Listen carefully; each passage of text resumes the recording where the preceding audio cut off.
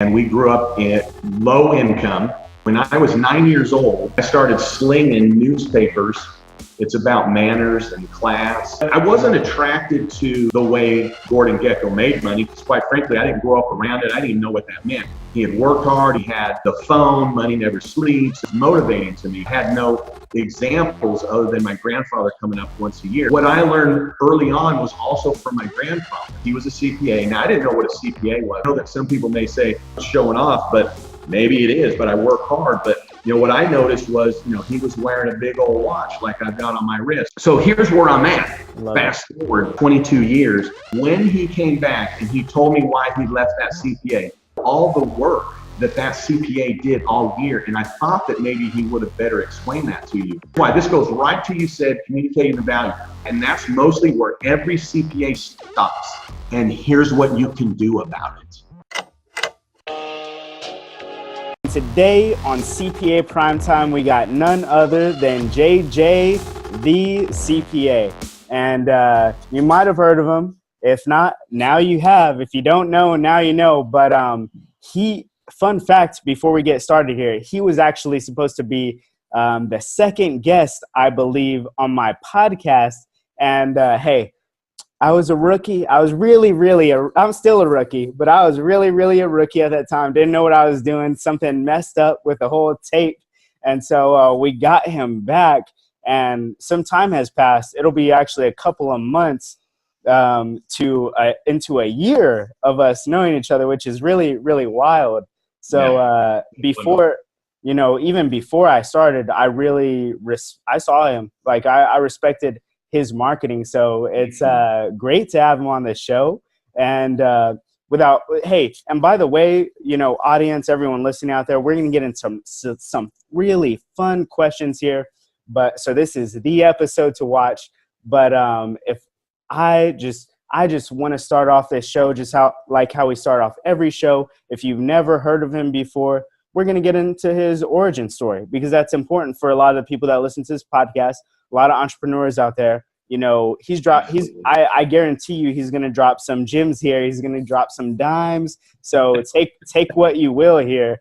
And JJ, I mean, my first question to you, without even me giving you an introduction and talking about you, you have the mic here. This is a good, This is right. I'm at a rock show, buddy. There you go. There you go. Gold Lake Media.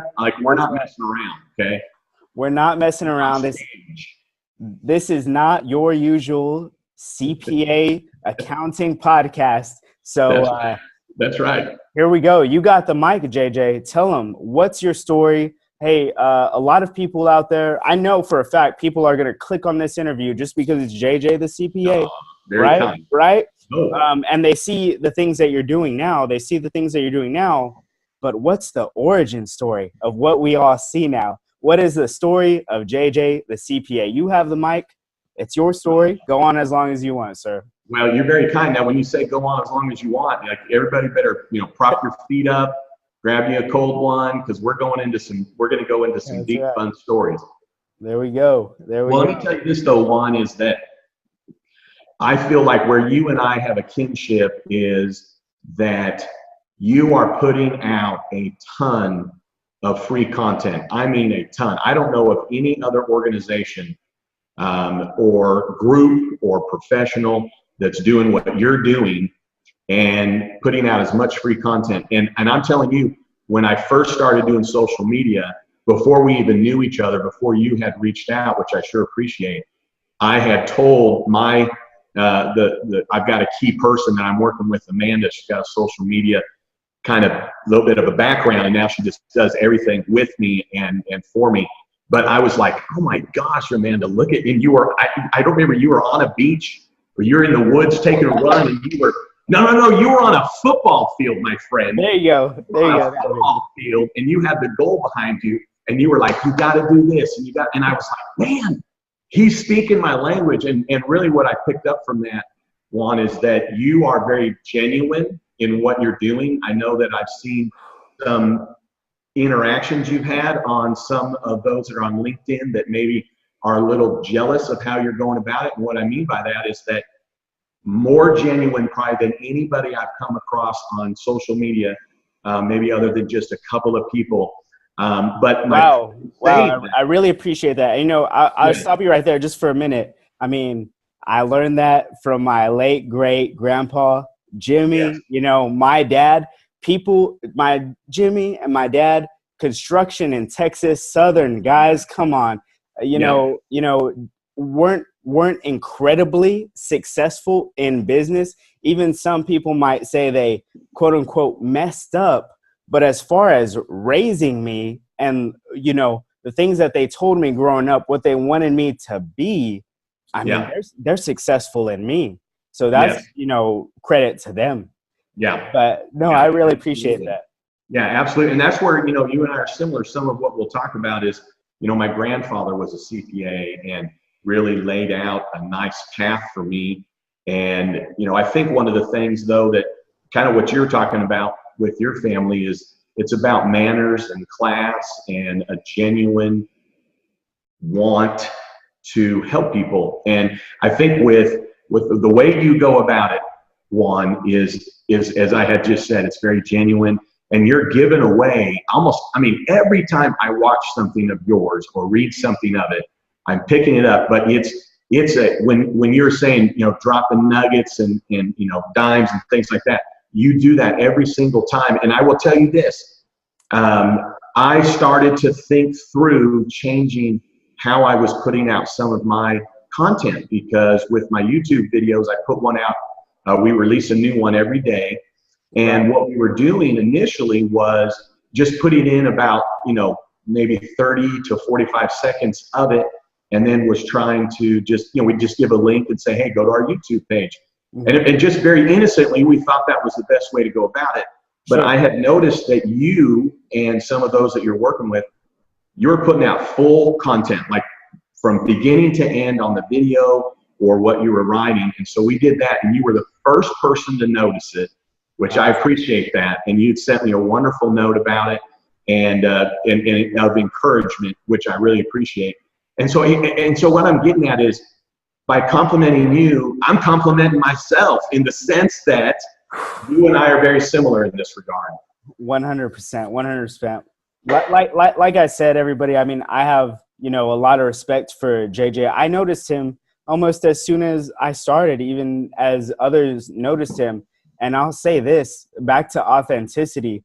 I think, you know, there's some other people that would say, you know, we don't, you know, that, and it's not even coming from a bad place. It's just almost expected the way we are, right? They're like, well, I don't like JJ the CPA stuff, right? There's a couple of reasons for that, of course. But what JJ is here for is for the people that will listen. And so what are we going to do? I mean, pander to, you know, be people pleasers all over the place? No, we're here to be authentic. We're here for the people that really need us. And I mean, you've seen this in some other guests as well, audience. I mean, that will pay dividends, you know, for years to come. So really appreciate the compliments. But of course, you had your cigar right now. There's even people that'll say, hey, that stuff is bad for the, you know, that stuff is bad for the industry, things like that. Come on now, come on.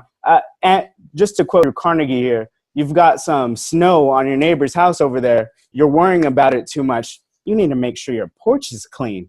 What are you talking about? Come on. Come on. So, so let's get into a little. We had a little fun here with this intro, but let's get into the origin story of JJ the CPA.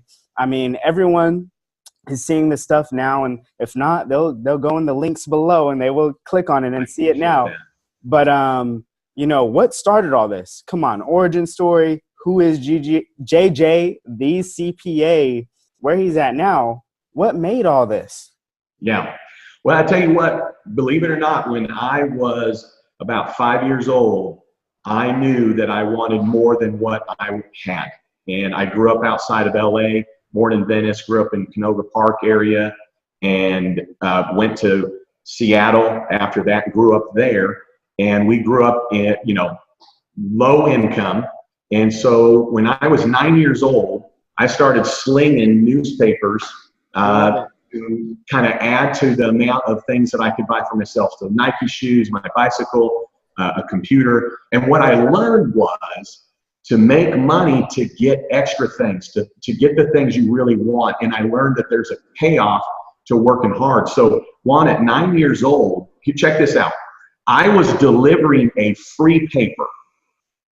And I would go door to door and I would get $1.10 for a delivery fee, my friend. I delivered a free party. I was hustling at 9 years old. Now, I was allowed to do it. It was the enterprise who was allowed to do it.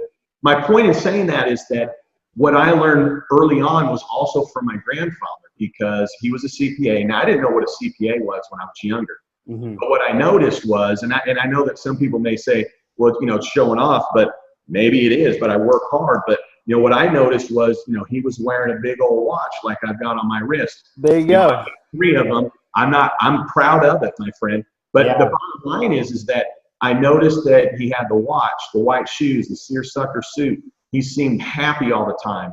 Played golf, had a Mercedes, lived on a lake. He had a beach house. He did tax returns for some of the LA Dodgers.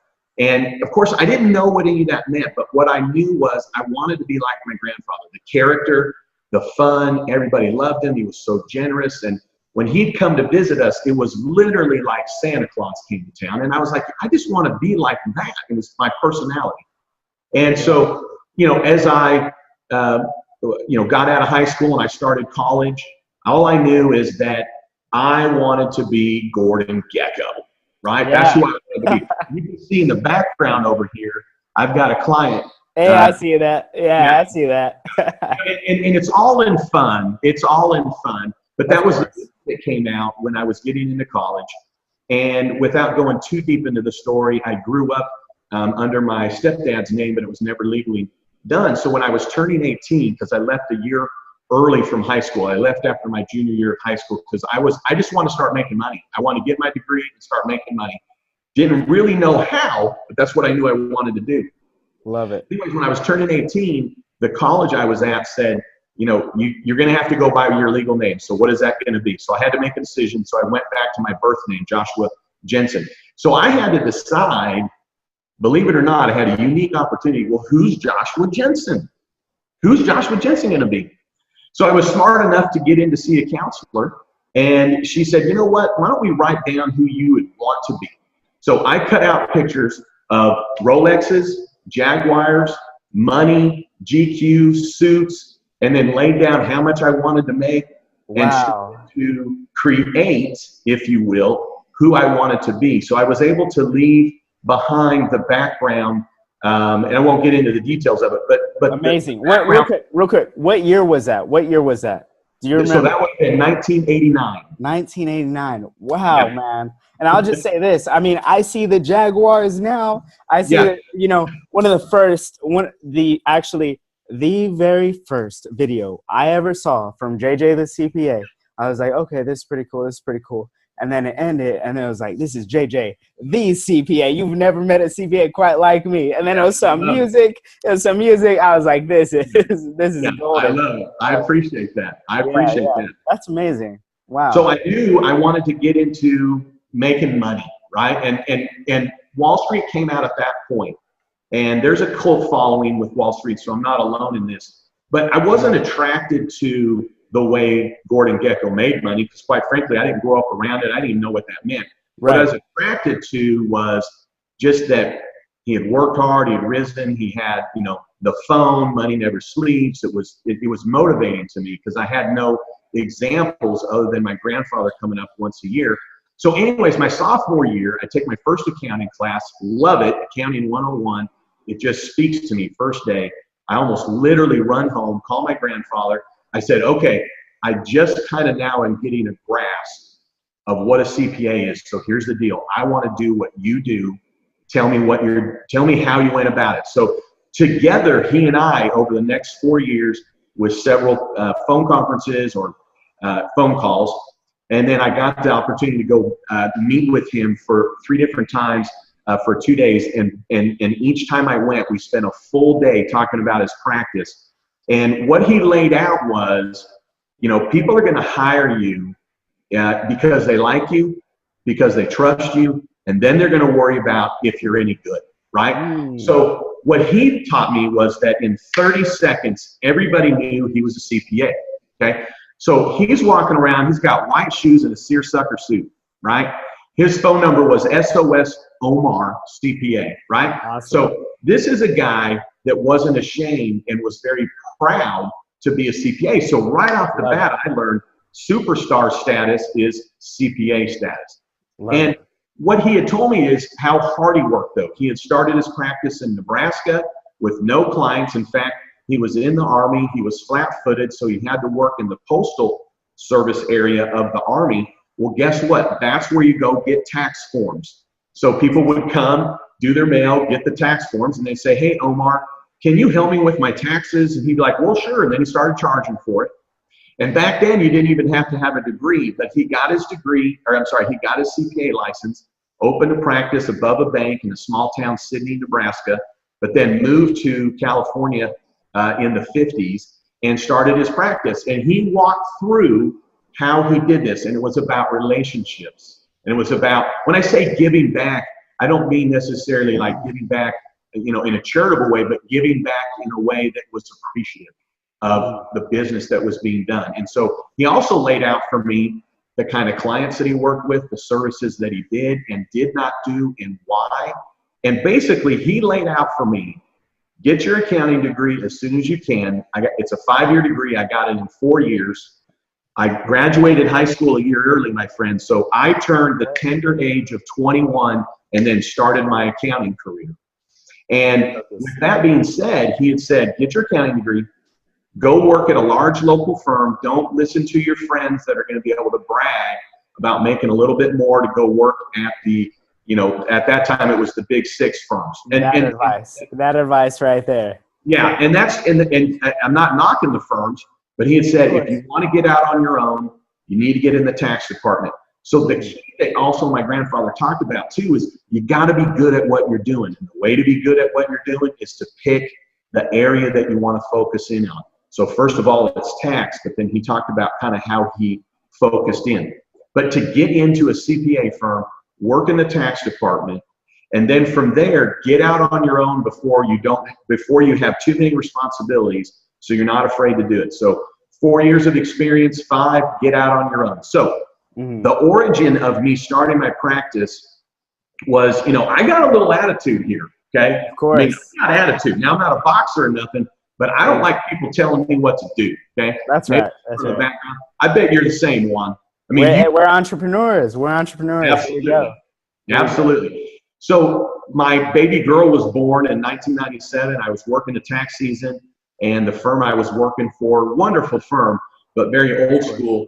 They didn't like it that I left at lunch or dinner, even though I was working late and coming in early, but I was leaving to go see my brand new baby girl who was born January 20th. Yes. And so anyways, I got to the end of the tax season and I called my grandfather and I said, you know what? I think it's time. And he said, absolutely. So from there, I followed his advice, which is don't worry about bringing on the bigger client, because who's going to hire? I was 25 when I opened my practice one. Awesome. So who's going to hire 25-year-olds? Man, that's 25-year-old. Right? I don't even have, the youngest clients I ever had. And I advise CPA firms, even EAs, right? The youngest client I've ever had is probably around 28. So come on now, you're right. Here we go. So, and the one thing that he told me was, when you get out on your own, don't take one client from the firm that you left. So when I left, I didn't take one client. There were a few clients that wanted to come with me. I told them, no, you're a client of that firm, and I have enough respect for them. So I started with 0 clients. So I had to hustle, right? I had a baby girl. I started my practice, and this is what my grandfather had said as well, is people aren't going to decide to hire you January 1. They're going to decide to hire you earlier than that. So the sooner you can get out on your own. So check this out. I'm opening a tax practice May 15th, okay, 30 days after the deadline. So the first thing I did was follow my granddad's example, which is planning. And that has been the foundation of my practice. Now, I'm not talking planning like everybody pretends like they're talking, right? Love it. I'm talking actual, like looking at the numbers with my clients, where are they at? What is it that they can do? And and still to this day, in May, right? Following that example, I'm going to be 22 years in my own practice this May. We're already talking to clients in May about this year. We're this May talking about next April. Now, you know why I did that first? Because I needed to get some money in the door, right? Of course. Now, don't get me wrong, you know, it was genuine. I was doing good work. But you have 0 clients and no money coming in. I know that one.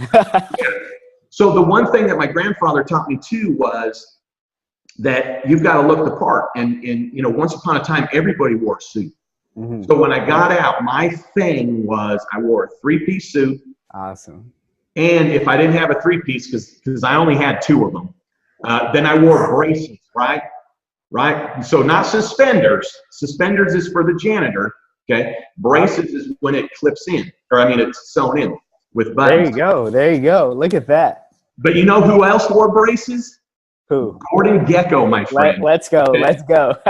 So I had my hair slicked back, you know, but I watched my baby girl in the morning, and then about 10:30, I got my suit on, and from about 11 to 2, just went around to different banks and introduced myself to financial advisors and Kinkos, and opened up bank accounts at about 7 different banks so that I could meet bankers and be a customer. And I latched on to a banker, Jason, financial advisor, Jason, and another financial advisor, Jerry, as well as another kind of influencer, John. And those gentlemen are still close friends to this day, but we just hit it off. We were all about the same age, 25. We had all just had kids. We were just starting our careers out. And so we had some synergy there. But, you know, the key there was we all dressed the same. We dressed to the nines, you know, wore the suit, wore the tie. And that was part of what my grandfather instilled was, you know, making sure your clients understand you respect them. So when you show up, so I know I'm casual today, but I didn't have any appointments today. Yeah, and this is, by the way, guys, it's 2019. If you're in the audio version right now, he is wearing a nice suit with a white shirt that is probably not $20. Okay, so I love it. This is casual. This is casual in 2019. Love it. Well, after this, my son is he's 6'5". He's a lefty, sophomore in high school. Some D1s are looking at him. But anyways, I'm going to a baseball game after this, so that's why I'm a little cash today. But the thing is, my grandfather said, you know, when you are selling yourself, that's it. You know, somewhat similar to you, Juan. I mean, you're not selling a machine. You're not selling a widget. You're selling what's coming out of your brain. That's right. And you know some of the challenges that come with that. But part of what my grandfather said is make sure that you're responsive, that you're returning phone calls, because that's the #1 reason that people would leave their account. And that's the #1 reason when we bring on clients, they have said, I mean, every single time, my accountant doesn't call me back. The second thing they said is they don't ever give me any ideas. So with my grandfather, that's amazing. He said, here's ideas that you want to bring to your clients. It's just about the new tax laws and what can they do. And people just want a CPA that's going to be interested, believe it or not, because, and you know this, Juan, and this is where I think you're changing the tide, at least for the CPAs that are listening to you. And I know you're working with some pretty large firms, which is, you know, a testament to the things that you're passing on to them. But the bottom line is that when you're working with a client, you want them to feel like you are interested, that you understand specifically what they're going through. And then the third thing is with CPAs, okay, what are we always doing? We're historians. You know, it's about last month, last quarter, last year. And then what is the other thing CPAs do? We never say no. It's part of our personality, right? Very true, very true. And I appreciated the plug. I've got a book, self-published, you know, Juan, it's just self-published, but it's called Cracking the CPA Code. And what it talks about, and I'll love for you to get your feedback on it. But I need, I need to look at that thing. I appreciate it. Yeah. When I think I saw even his first advertisement for it, I was like, oh my, like what's going on? What's going on here? But how is he going to promote this thing? So no, tell us about it. Tell us a little more. But with cracking the CPA code, it's cracking myself. It's how do I want to do business with those that are trying to do business with me? And I go back to John and Jerry and Jason and Jason and how they interacted with me and what the relationships were built from there. But the bottom line is that CPA's personality is we don't want to hurt somebody's feelings a lot of the times. You know, we're nice, we're somewhat passive, but then at the same time, we also, what are we dealing with all the time? Money, right? We're dealing with money. So a lot of CPAs think, well, I should bring on more business because then I'm going to make more money. Well, here's the second thing that CPAs do wrong. Okay, I'm gonna pull the big mic out for this one. There you go. What CPAs do wrong. Okay, they undercharge for what they're doing. They undervalue it, and so if you're undervaluing yourself and undervaluing your services, and part of that is because you're just saying no all the time, so you know in your mind. If you're a CPA that never says no and you feel like you're successful because your client list is going up, but what's happening? The quality of your service is going down. So of course you don't feel like you can charge as much. But and what he just said, come on now. I know some of you out here feel this, right? And that's why, you know, this podcast is so cool, because I know 100% as you're listening to this, as you're watching this, you're thinking about your own situation. So let's go. Let's let JJ continue. I just want to stop and bring some reality to y'all real quick. Yeah. Well, I appreciate that. And that's one of the things that my grandfather said, is that if somebody tries to discount you, then it's just time to walk away, or it's time to say, you know, well, why is it that you want to discount? Because I must not be delivering value to you. If I send you a bill for $2,400, and your first instinct is to call me and say, you don't like it. You don't like it. Yeah. So the response that my grandfather taught me was to say, well, thank you for following up. What do you think it's worth? Because clearly I thought it was worth $2,400. Why don't you? Right? Mm-hmm. So from the standpoint of respecting, here's the thing. You know this one. What's a CPA do? They get a 5-year degree. What else do they do? They kill themselves. I've so enjoyed that the CPA candidate community is catching on with JJ in the sense that this is fun. We can help people, but you kill yourself to become a CPA. Historically true. Here, a CPA has to take 40 hours of continuing education, including ethics, and then the tax laws are changing, or even if you're an audit, those rules are changing, or even if you're doing financial planning, or you're getting anywhere into working in industry and you're closing books and all that, there's constant changes. Our mind is, and this is what I tell candidates that are CPAs, that CPA mind, at least in my opinion, is like a Harvard graduate, right? 100%. I think so. Like a surgeon. I think so. And before you go on, I'll say this. I mean, you know, okay, you talk about them not valuing themselves. That's 100% true. The other business people that I see in the market, back when they were, you know, coming up, they decided not to go into accounting. Why? Maybe because they were actually not good at it. But, you know, they as well, when they were learning their business acumen, when they were learning their expertise, right, they also knew at the same time that was probably one of the hardest areas to go into. And so they chose not to do it. Yet you made them forget by not, you know, it's valuable. They valued you via that was damn too hard for them to go into. Okay. So come on, guys. I don't think the accounting industry, the CPA industry has a value problem. I've been saying this lately. A lot of people talk about added value, but it's more about communicating your actual value, right? And I don't think that's done enough. Yeah, you need to sell that concept one for $1 million. I will. Go ahead. They don't communicate the value. You know what? You're blowing my mind when you say that, because that is so key. And you know what? I'm going to include it in the book, and I will quote you.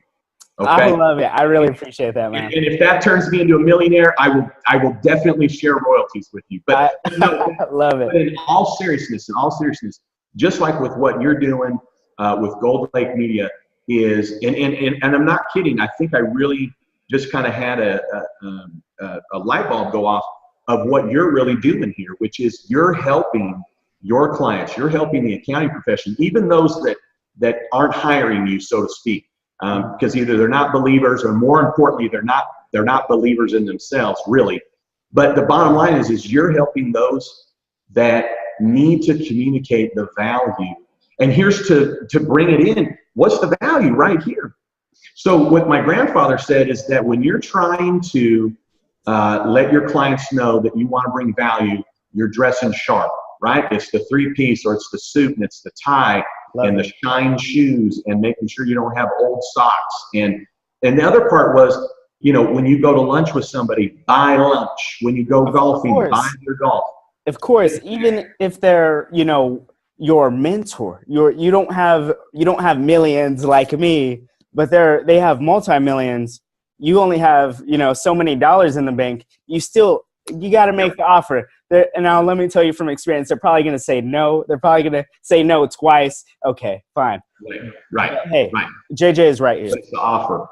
It's the offer. Well, and then here's how I look at it. Just into that is I had a client of mine that we were just talking early on. They're like, how much do you spend on, you know, the Christmas gifts that you give away? And she was like, you know, I kind of look at it as how much is that client spending with me? And I should at least be spending 0.01% on a give back. So if you think about it, if you have a huge client, 0.01%, and that could be a $500 gift or a $100 gift. So one of the things that we do now, Juan, and I've done it now probably for about the last 7 years, is that every client of ours that spends over a threshold of, you know, maybe $3,000, we give them a gift from Tiffany's. Like blue box Tiffany's, hand delivered, or when they come, we give it to them. And every year it's a different gift, from bowls to a mug to playing cards. And I will tell you this, most years, it's a $50 gift because I buy so many of them, I get a discount. But it's just giving back. It's the thought. And it's just like you just said, Juan. It's the thought. You know, it's the thought that counts. But also, when you're dealing with your client and you're trying to communicate value, and that's one of the things I'm going to focus in on for the rest of your podcast here to drive home your point, is that's what my grandfather was saying, is that your clients don't understand your value. And so when I talk with those that join my practice and, you know, they're part of the team, I say, you know, here's one of the things, and I'll tell you this, one of the things that my grandfather said, and it goes into the story, but one of the things that my grandfather told me is, don't you ever badmouth another CPA. You cover for them. And if somebody's happy with their CPA, you do not take them. So if you're at the soccer field and someone says, well, hey, you know, I've kind of gotten to know you, maybe I should, hire you. Your first question should be, well, are you happy with who you're with? And like, well, yeah. Oh, well, you know, just stay where you're at. Part of that, my grandfather said, is, wouldn't it be better to bring somebody on when they've been roughed up, when they've been ignored, or they've not gotten the value that they thought they got? But he said, but here's the thing, that CPA did it to themselves. You don't need to add to it. Right. So here's a great example. We brought on a brainstorming probably about 4 years ago. And here's the one thing in how I deal with my fellow CPAs. And most of the CPA firm owners in Oklahoma City are 10 to 15 years older than me, because I just got into doing it much sooner. But I've got a great friend who's a CPA. He works in a similar industry as me, meaning working with a lot of doctors. And for years and years, every time, and don't get me wrong, let's say it's, 8 times over the last 20 years, someone's come into me from him. And how do you know? Because you're looking at the tax return. Of course. And I would say, you know what? He is a friend of mine, and I guarantee if you'll just call him, and check this out. This goes to what you were just saying, Juan. I literally told every single one of them, based on what you're telling me, you just want more planning. You just want more interaction. So here's what I want you to do. I want you to call that CPA of yours, and I want you to say this: I want to spend more money with you. And that will get that CPA's attention, because who would not want to be able to charge more to their client? And that's my point, though. Clients don't mind spending the money. They just want to know the value. And the reason, we had a brain surgeon come to us, and unfortunately, we brought him on as a client because one of my kind of quasi partners was bringing on new business. So we'd already brought the client on, we'd already intake, we started doing the returns. And then I found out that he was a former client of the CPA. So I actually called that CPA to apologize, believe it or not. Wow. I said, wow. You know, He said, believe it or not, guys. I mean, come on, let's go. Love it. Well, I did. I called and I said, I just want to apologize. We've already started working with this client. If you want this client back, then I'll try and figure out a way to do it. But when I went back to the client and I said, hey, will you have a conversation with your former CPA? They talked for an hour, but my client really let that former CPA understand why he left and why he's not going to give that CPA another chance. And part of it, though, when he came back and he told me why he left that CPA, I said, well, in all fairness, you probably just didn't know all the work that CPA did all year. And I thought that maybe he would have better explained that to you. And here's why. For sure. Here's why. This goes right to, you said, communicating the value. But this is the core, going right back to what I was telling you when I started my practice, and it's doing the planning. And why? Why are we doing the planning? So that we can talk about what's next April going to look like. And here's what I tell everybody on my team. You know why we tell them what next April is going to look like? And that's mostly where every CPA stops. They say, hey, here's what it looks like for next April. But here's why they hire our firm. It's because we say, and here's what you can do about it. Yeah. Just to your point, it's just an offer. Now, they may say, okay, what else can I do? And you say, well, you could buy a car, you could buy equipment. Of course, we never want our clients just to do that to save tax, but it's giving them the ideas. But here's the thing. Here's a great comparison with that brain surgeon. So we started doing planning immediately, because that's part of why he came to us. And I said, hey, doc, here's what you're looking like. So we're talking to him in May about the next April. I said, here's what you're looking at. And I'm not going to remember the exact numbers. I know they were big. Okay, but I know rough, right? So in May, I'm like, it looks like you're going to owe about 80,000. Okay, and that's after your withholdings, after all of your estimates, and you're going to be looking at about 80,000. It's like, okay, and he thought the meeting was over.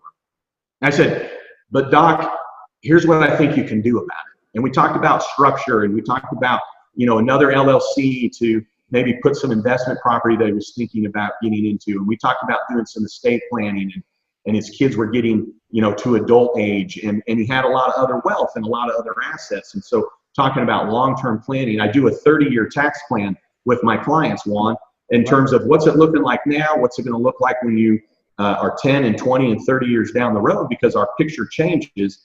And bottom line is that when I'm talking with that doc, then when we hit September and we're looking again, and I say, well, hey, guess what? You're doing better than what we thought. So looks like you're going to owe 95. Here's what I think you can do about it. And they may not even do anything about it. But then we get together, or talk at least, in December. We say, okay, hey, you did some of the things that we talked about. And so it looks like, you're going to owe this, then you're going to owe this. But it looks like you're going to probably owe somewhere in the neighborhood of about 65, right? So that client's prepared. They have the money saved, or at least they're aware of it. Right. So real life, this is real, not joking around. We call the client, and it turned out, now, and don't get me wrong, if it's luck of the draw, we tell the client, right? We're not going to take credit for the sun coming up, meaning he had forgotten, but there was an investment that he had that showed a large loss. So his tax was less, and then he actually spent a little bit more than what he thought he had when we were doing the estimate. So I called the client, and I said, hey, you're going to owe about 25. And I was ecstatic. Love it. He was ecstatic. I mean, he kind of did the Jerry Maguire yell, Yeah. and he went around and told everybody, he's like, you're never going to this is what he told me. You're never going to guess what my CPA just told me. I owe $25,000. And everybody's like, what? Like, Yeah. No, you don't understand. We thought it was going to be 65. And then at one point we thought it was 85. So right to your point, Juan, Love it. It is communicating the value. So that client does not care that in May they're going to spend $1,000 or $1,500 for us to look at their stuff and meet with them and give them ideas. Because what does that client see? And the kind of clients that you want to work with see. They see, okay, I was looking to owe maybe 80, 95, maybe 65. Now it's 25. Now don't get me wrong. Yep. The clients understand there's a lot of things that come into play. Yep. They know what to expect, but then they know what they can do about it. And then, I've got clients that I literally have had them since I opened my practice, and they've done everything, but we still every quarter talk about it. Of course. So with my grandfather, he said, here's how you make a living the rest of the year is the planning. And what he talked about as well is you got to pick a niche. And he said, my niche is doctors and lawyers. It's the service industry. Well, that was my niche. Now, don't get me wrong, when I first started my practice, I had salons and restaurants and, small construction companies and drywall company and painting company. Why? Because I needed to eat, right? Yeah. Once I hit about 2 years, I got to be a little more selective. And then when I hit 5 years, those that really weren't in that circle, even though I loved working with them, I found them other CPAs. Literally every single 100%. One found them CPAs and in essence kind of downsized. So here's where I'm at. Fast forward 22 years is I only work with doctors and lawyers, those in the service industry. Now, we do have some doctors and lawyers that they've become so successful, they're into other things that we're helping with, that their primary business is that. We don't do any payroll, Juan. We don't do any payroll. We don't do sales tax. We don't do Form 1099s. And we are getting out of even doing bookkeeping because the clients they want one thing. They want value. And we've communicated that. Yeah. Love it. Man, that is, oh my, some new guys on the block. They talk about the older guys, right? The older cats that they can't survive because of this and that. And you know what? Software is going to just wipe out everyone. You know what? Software is not going to wipe out what JJ is talking about right here. Right. Guys, that's what you got to understand. That's what you got to understand. Love it, man. True. Well, and then the thing is that I think similar, this is probably where, you and I hit it off right away, because I was admiring your content, you were admiring mine, and we didn't even know each other. We hadn't even connected. Right. But part of it is, I would almost say, when my grandfather said, what does a client first want to do when they are trying to figure out if they want to hire you? They want to like you. So where you and I are similar, I think, is we are having fun. Okay. Love it. Look at this. This is fun. Okay. Love it. Absolutely fun. I've got a mic here, right? We're doing social media. But what am I doing? And you know this, every single day since last May, we have a word that we put out, and it's a motivator with the saying. Sometimes they're from me, sometimes they're a quote from somebody else. But we start the day, and the content we're putting out is something positive, and it has nothing to do with tax. It's about bravado. It's about let's get after this. Let's be excited. And that's what you do. And then we have midday. We always promote some kind of video. And like even recently, I've promoted 3 different authors that I don't even know that I've bought their books. Michelle Cornish, Amanda C. Watts, and Tim, last name starts with the K, Hipster, the new tax code for hipsters. But I was like, wow, here's some fellow CPAs or those trying to help the CPA industry. What are they putting out? Let me read it. And then this week, I've read a chapter from each one and talked about what I liked about it, and then put a link on mine. Now, don't get me wrong. That's the game. No, I'm not Gary Vee. Love it. But it's helping. You've done the same thing, Juan. You've done the exact same thing. Sharing other people's posts, commenting on it, providing some suggestions. And then here's the one thing I like, though. And maybe you don't know this. Okay. Maybe you don't know this because there's things I don't know about myself. Like I'm doing it and it's in plain sight, but I don't even know. But you know what I love about Juan? You know what I love about you? You got edge. I appreciate that. Like, we're doing it this way. Why are people doing that? Stop it. And that's what people also want. That's what people want to hear, in the sense of they kind of need to be shook a little bit. And so that's what, look at this jacket. That's what this is. It's shaking up the CPA industry. If you look at LinkedIn, I want to change the way people view CPAs. And that's part of what the book's about. Love it. CPA code is how can bankers and lawyers, investment advisors, those that are in the insurance business, how do they do business with a CPA? Because we are literally one of the worst people to do business with. And that's the other reason. The other reason, Juan, I mean, you're a genius on this. Every time I'm going to talk about this, I will talk about you and we will put a link. Communicating value, because CPAs, for the most part, in a very wonderful integrity and wanting to protect the client way, so not in a bad way. That's why I love the industry. To everybody else, don't come talk to my client. Don't sell them insurance. You're going to just sell them a stock they don't need. You're just trying to make a commission. 100%. What do you see me selling, guys? I'm an advisor on a software product I'm not even talking about here. Come on. Yes. I love the industry. You know, incredibly ethical, but you know, of course, there's things that happen. But for the most part, a lot of CPAs, a lot of the industry is ethical, and that's what I love. Yeah, and I'm the most ethical. I'm calling CPAs to say, hey, one of your clients is in my front door. I'm sending them back to you.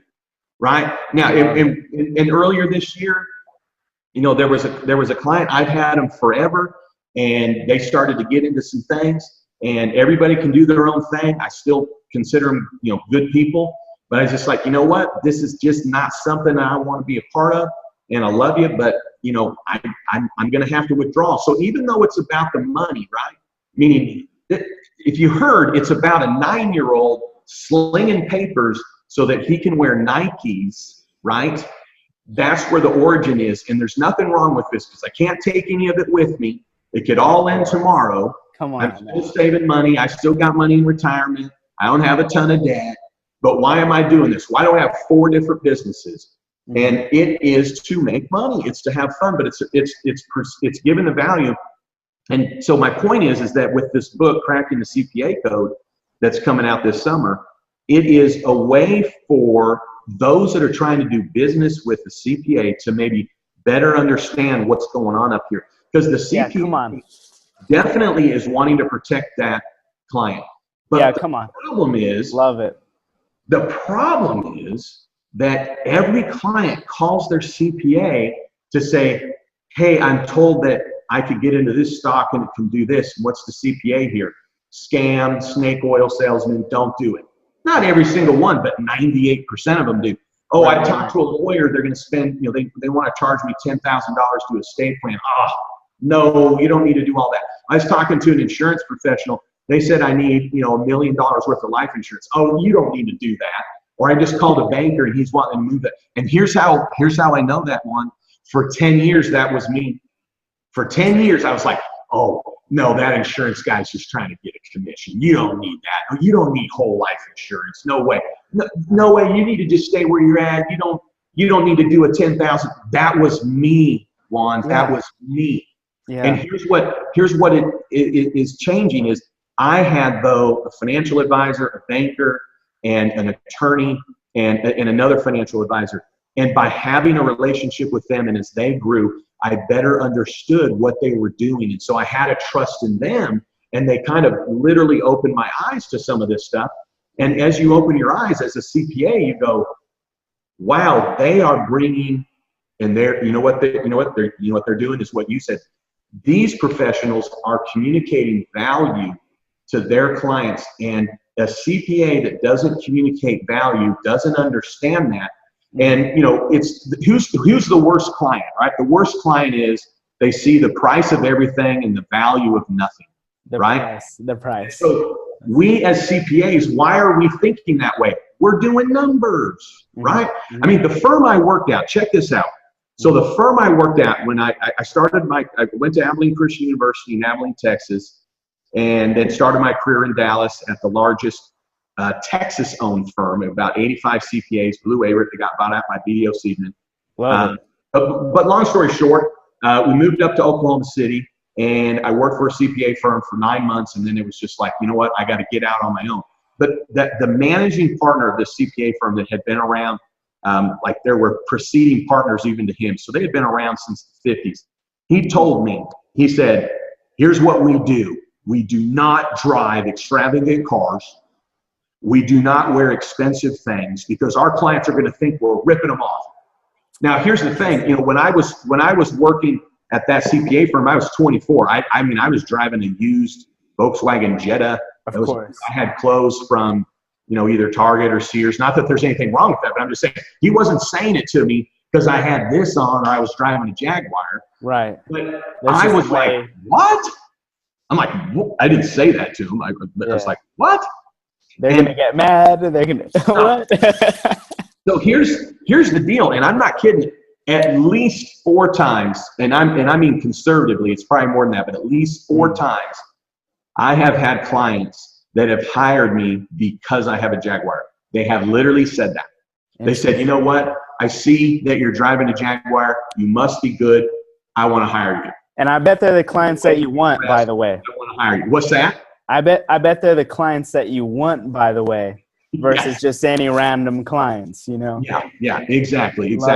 And part of that is, I think the CPA needs to respect themselves more, give themselves more credit, value themselves more. And part of that, don't get me wrong, I don't want to, I'm not knocking my fellow CPA, because if you are catching, I've never spoken ill of a CPA. And even when clients come in and they're like, oh, they don't call me back, I'm like, you know, a lot of CPAs, they're taking on too many clients. So I guarantee it's not because he doesn't care. He's probably just overworked. Or somebody comes in and they're like, well, they called me on April 1st and said I owed 10 grand. I said, well, here's the thing to know. I may call you on April 1st and tell you you owe 10 grand, but maybe the difference between me and that other CPA is just, I'm going to tell you sooner, or I'm going to tell you used to owe 15 and now it's 10. Because I said, here's the thing.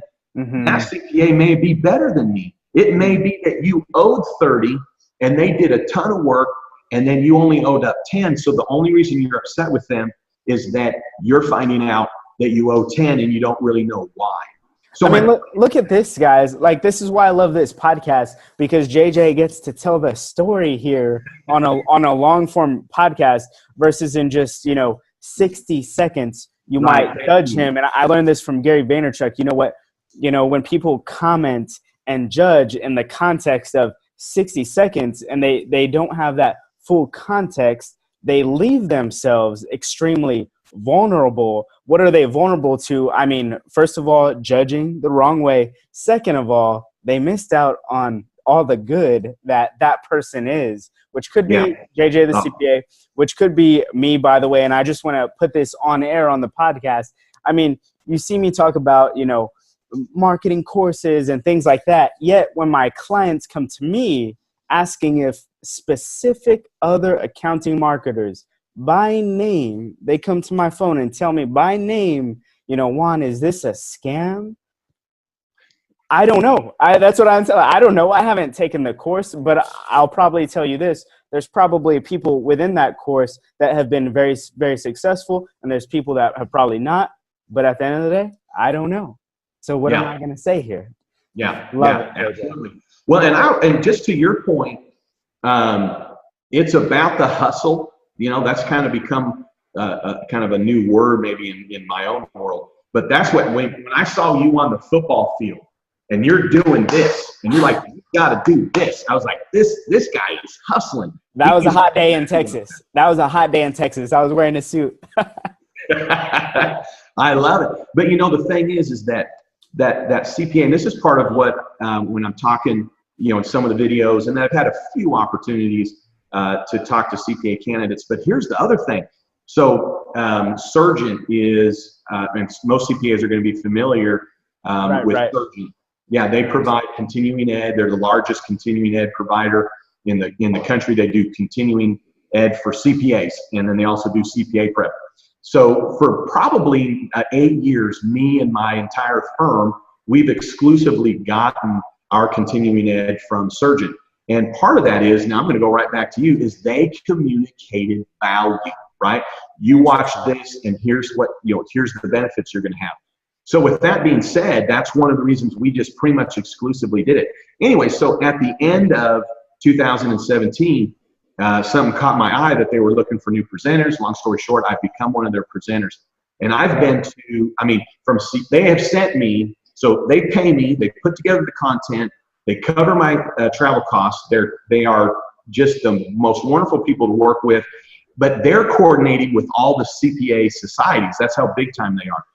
But from Seattle to Denver to Fort Collins to New York City to South Bend, Indiana to Atlanta, on and on and on and on and on. I've been able to talk with CPAs, and you know what I interject? I don't interject a lot because Surgeon really lays it all out. But one of the things I try and interject a little bit here and there is, look how hard we're working right now. We're spending 8 hours today learning about something on how to help a client that's going to save them a ton. So like this new tax law, the qualified business income deduction is huge. I mean, I just finished a return. Everyone, yeah. Right after midnight. And they are getting a $47,000 deduction out of this qualified business income deduction. I mean, that's going to save them somewhere easily in the neighborhood of about 12 grand. But you know what? That is a complicated law that's come into play. The IRS has rolled out. The IRS has been really good at trying to get in front of this as soon as possible. But they even had interpretations that came out January 18th of this year. Bottom line is that we have a line item on our invoices that is, here's what we did, and it's a minimum $248 because we have to understand that client. We have to understand the calculation. There is value in that. Don't get me wrong. I know that there's value billing. We bill based on our hourly. We also, one of the things that we do want, and I've always done, is we don't charge for phone calls. We don't charge for emails. If somebody needs a copy of something, we send it. My point is that we absolutely don't nickel and dime. So we don't have a flat amount we include in our invoices. We don't have like an annual fee or anything. But I feel like we're charging our clients enough that we can give back a little bit. So maybe it's not the Tiffany gift to everybody, but it's the quick response. And then we have a rule, literally a policy, that if somebody gets in touch with us this morning, we will be in touch with them by tomorrow morning. If it's 24 hours. Let's go. 24 hours. And even if it's just, hey, saw you call, I'll get back to you as soon as I can, or I'll get back with you tomorrow, or let me look into that. People just want to know that you heard them. But that's part of the value. 100%. It's the value. So here's the other thing my grandfather talked to me about, which was, when you're talking about the value, but also understanding your role. Okay. So the CPAs that are doing auditing, the CPAs that are doing financial planning, the CPAs that are doing QuickBooks, they're doing sales tax, maybe they have some other kind of niche, and the CPAs for sure that are doing tax. What we need to understand, and I seem like my grandfather explained this to me, and I hope it doesn't offend anybody, but what I mean by that is that my grandfather said, when you're talking to a client about their taxes, they're more anxious about it than if they were trying to learn if they had cancer. Meaning, someone will go to a doc and the doc will say, well, that spot's kind of concerning. Why don't we send you to get a test? We'll do something that then that patient has to wait a week or two. They go and have the, whatever's, the MRI or whatever the thing's going to be, and they have to wait another week or two to learn if they have cancer. Someone will drop off their tax documents, maybe not so much now, but in the early days, and the next day, hey, where are we at? Or if you tell somebody, I think it's still the same. I think it's still the same from what I see. Yeah. Well, and the thing about it is, by the way, okay, let's retrack here. What was your grandfather's name again? He said that. So what was your grandfather's name again? Omar Abbott Slater. Abbott Slater. CPA. Guys, you can thank him. You can thank him because you know what? JJ the CPA here said, I hope that doesn't offend anyone, but yet it's so true. So thank you, Omar. Yes. Dropping some truth on us. That's right. Dropping 2019. Let's go. Yeah, absolutely. Absolutely. Well, and the reason he put it that way is that he said, so now put yourself in your client's shoes.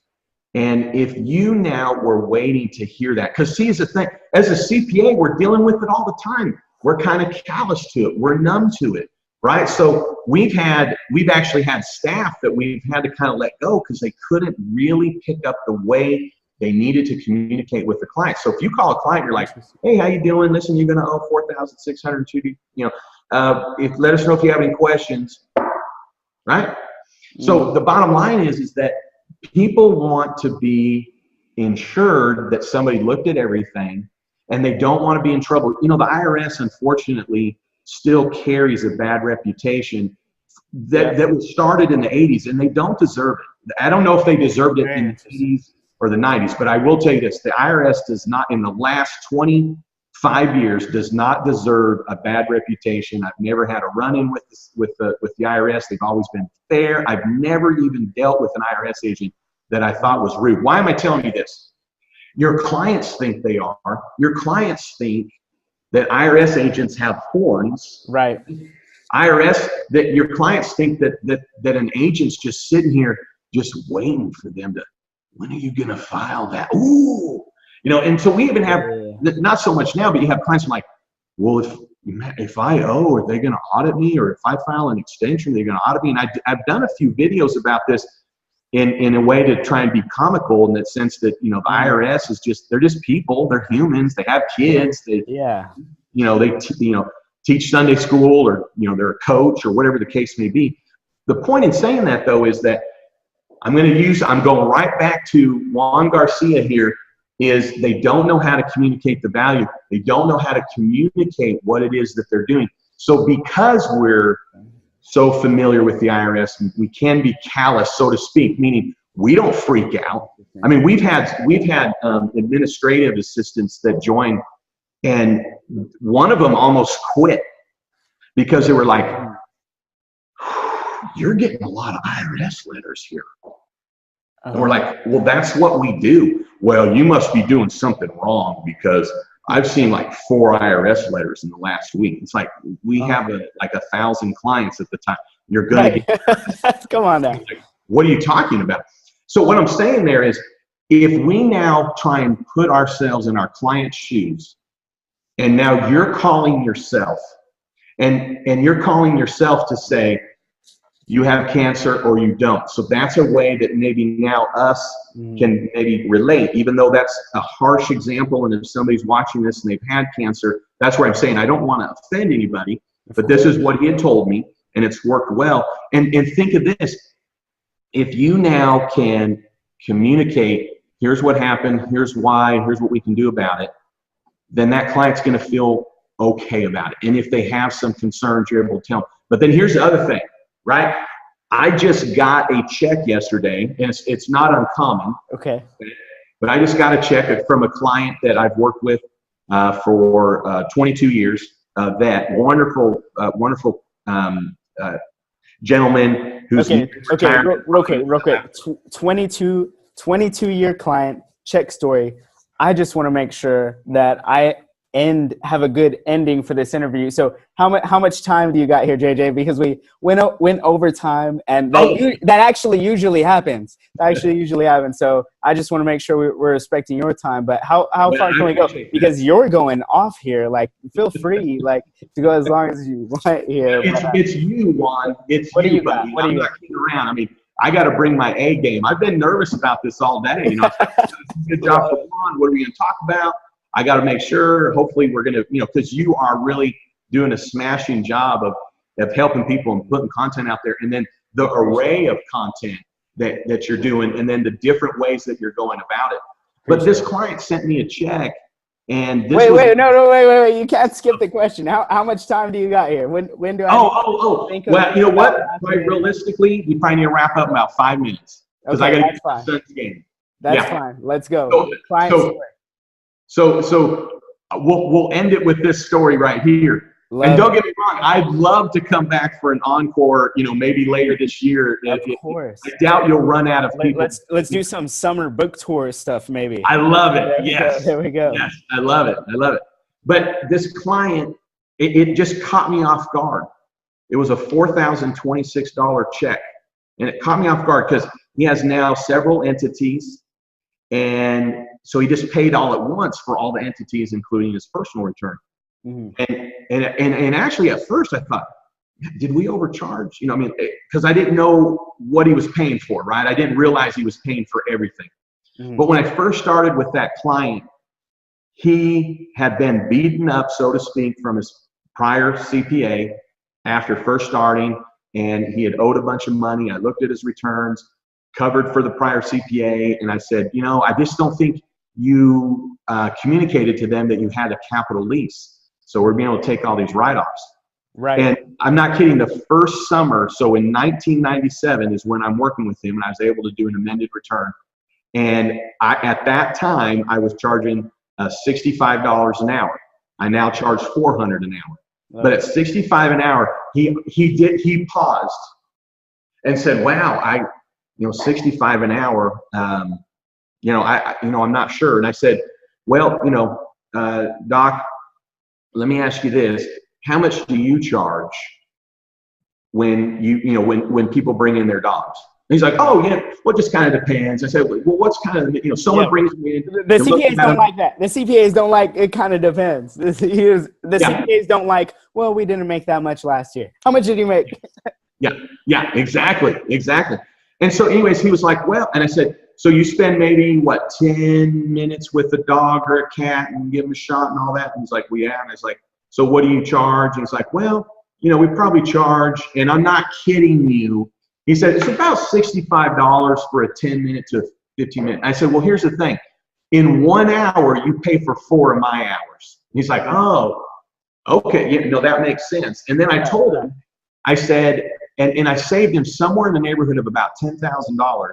I said, here's how much I think you're going to spend with me. And I think I just paid for myself for like the next 7 or 8 years, with just the savings. So he understood the value. So here's a client that almost didn't hire me, partly because he's new, but I was able to communicate the value on the spot. Love it. I understood the client, right? Got to get inside their mind and communicate the value.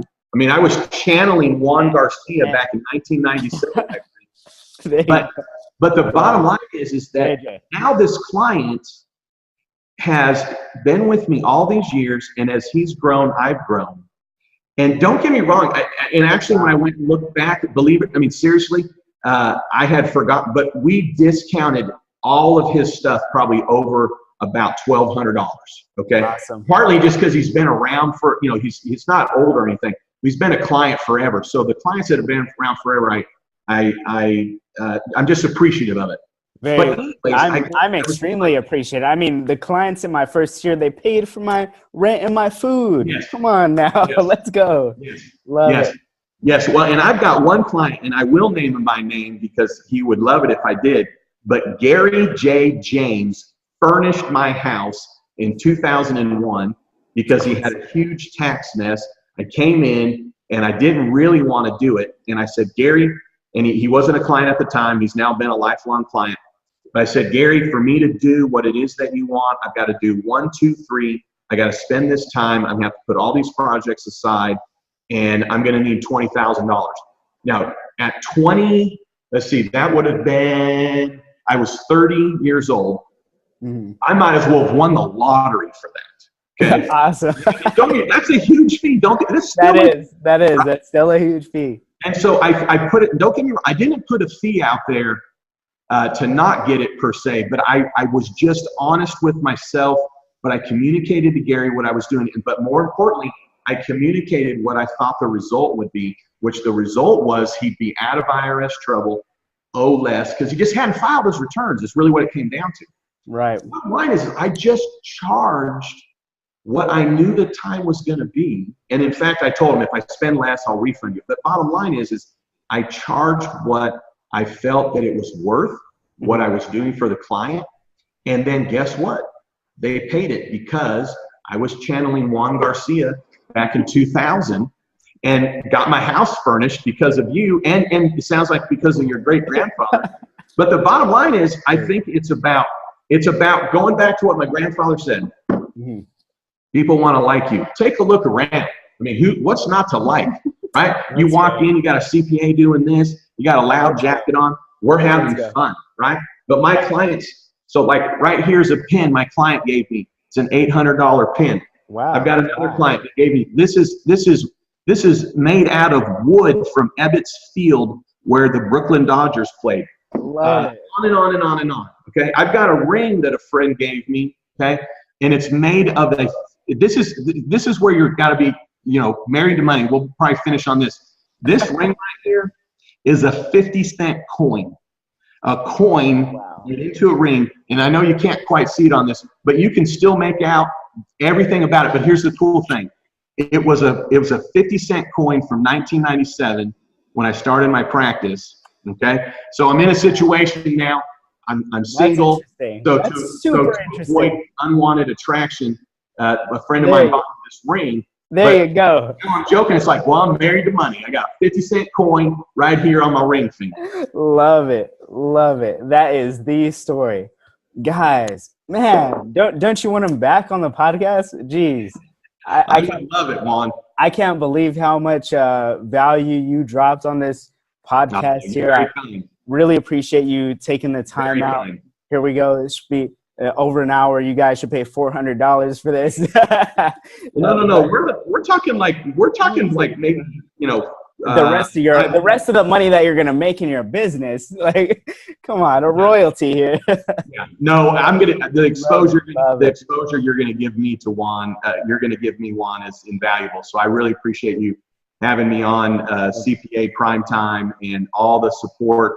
And I can't wait for you to get back. I know you've been traveling around helping with clients, but I can't wait for you to get back to, not that it's extravagant, but to open up what Amanda and I sent you just as appreciation. So it's almost perfect that you haven't opened it yet and that you'll be able to get back to Texas. That's amazing. Maybe I'll even do a little video. Yeah, guys, I haven't been at my, you said back to Texas. I'm going to make it back to Texas one day. I live in San Jose right now. Oh, okay. That's right. You said it. You said it to San Jose. To Texas? It's there. Okay. No, I just talk about Texas so much. I just talk about Texas so much because that's where I'm really gonna be. Yes. But I was thinking San Antonio, San Jose. Yes. Love it. Glad I'm putting that Texas message out. There we go. Absolutely. Sounds good. But JJ, I'll let you go here. Let you catch that baseball game. You said that you got to go. You got to let me do one thing. You know what it is. I know what it is. Let's go. You ready? Okay. Don't you ever forget, you've never met a CPA quite like me. And that is it. I love it.